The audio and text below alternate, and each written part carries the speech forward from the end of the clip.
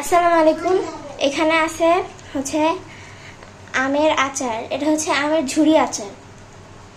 এখানে আচারের সব রকম মশলা দেওয়া আছে: তেল, ভিনেগার, লবণ, মরিচের গুঁড়া, হলুদ, মেথি, কাঁচা মরিচ, শুকনো মরিচ, তারপর হচ্ছে টুকলা মরিচ, মানে বোম্বাই মরিচ যেটারে বলে এটা। আরও রয়েছে গোলমরিচ, লবঙ্গ, জিরা,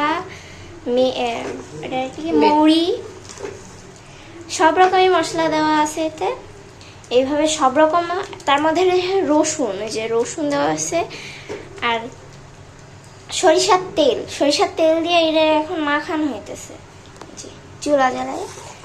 তারপরে এটা হচ্ছে ঠান্ডা করে বয়ামে ভরে দেওয়া যাবে। এটা সারা বছর থাকবে।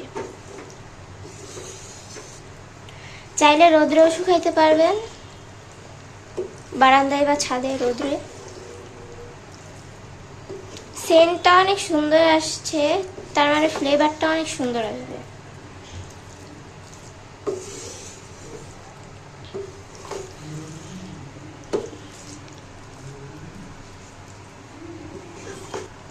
তো আজকের ভিডিও এই পর্যন্তই। আল্লাহ হাফিজ।